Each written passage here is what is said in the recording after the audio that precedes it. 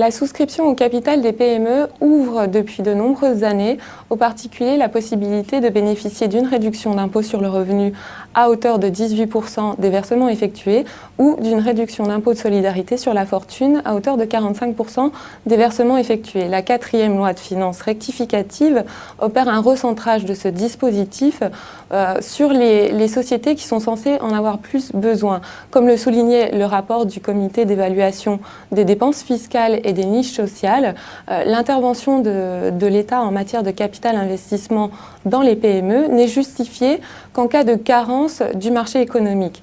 En l'occurrence, les carences du marché économique sont le plus vécues par les sociétés qui ont une activité très risquée en raison de leur caractère innovant, ou alors les sociétés en phase d'amorçage, de démarrage et d'expansion. C'est donc sur ces deuxièmes catégories de sociétés que la réduction d'impôt sur le revenu est recentrée depuis le 1er janvier 2012.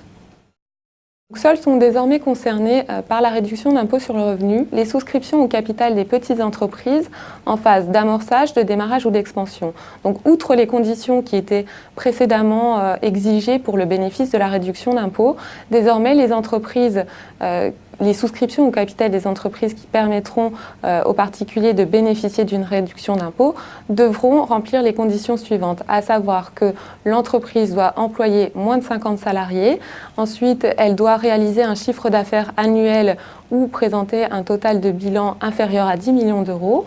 Elle doit avoir été créée depuis moins de 5 ans et enfin, bien entendu, elle doit être en phase d'amorçage, de démarrage ou d'expansion au sens que donnent à ces termes les lignes directrices communautaires.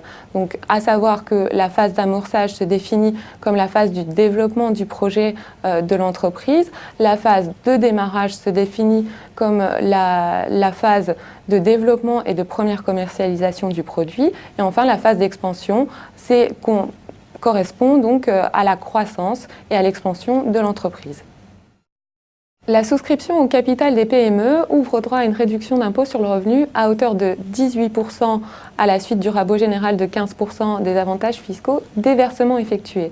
On prend en compte toutefois ces versements qu'à hauteur d'une certaine limite. Précédemment, donc jusqu'au 31 décembre 2011, les versements n'étaient pris en compte qu'à hauteur de 20 000 euros pour les célibataires et 40 000 euros pour les couples mariés ou liés par Pacs soumis à une imposition commune. Désormais, ces plafonds sont portés donc à 50 000 euros pour les célibataires et 100 000 euros pour les couples. Donc en définitive, un contribuable qui effectue une souscription au capital d'une PME depuis le 1er janvier 2012